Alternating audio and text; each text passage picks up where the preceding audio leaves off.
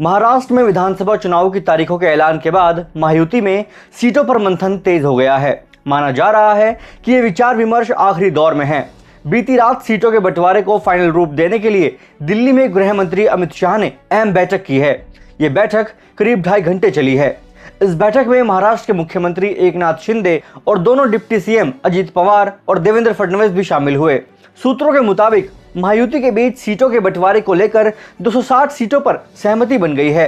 28 सीटों पर बीजेपी, शिवसेना और एनसीपी के बीच दावे प्रतिदावे का मामला चल रहा है। 260 में से बीजेपी के लिए 142 सीटें तय हो गई हैं। वहीं एकनाथ शिंदे की शिवसेना के लिए 66 सीटें तय हो गई हैं और अजित पवार की एनसीपी के लिए 52 सीटें तय की जा चुकी हैं। बची हुई 28 सीटों पर दावे प्रतिदावे का मामला चल रहा है। राज्य विधानसभा में कुल 288 सीटें हैं। बीजेपी चाहती है कि वो कम से कम 160 से अधिक सीटों पर चुनाव लड़े। वहीं शिंदे चाहते हैं कि उनकी शिवसेना 60 से अधिक सीटों पर लड़े। वहीं अजित पवार भी चाहते हैं कि यह आंकड़ा और अधिक बढ़े। हर दल चाहता है कि अगर चुनाव बाद सरकार बने तो उसकी स्थिति मजबूत रहे। अब देखना होगा कि कौन इसमें एडजस्ट करेगा। महाराष्ट्र में 288 विधानसभा सीटें हैं। राज्य में बीजेपी, शिवसेना एकनाथ शिंदे और एनसीपी अजित पवार गठबंधन की सरकार में हैं। –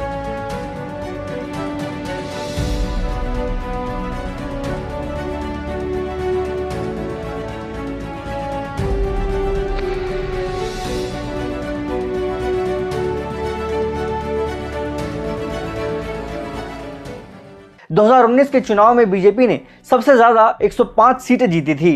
इस बार भी महायुति पूरे दमखम के साथ मैदान में उतरने जा रही है और सीट शेयरिंग पर अंतिम दौर की बातचीत चल रही है। वर्तमान में बीजेपी के 103 विधायक हैं। शिवसेना शिंदे के पास 40 विधायक हैं और एनसीपी अजीत के पास 43 विधायक हैं। महाराष्ट्र की 288 विधानसभा सीटों के लिए 20 नवंबर को वोट डाले जाएंगे। नतीजे 23 नवंबर को घोषित होंगे।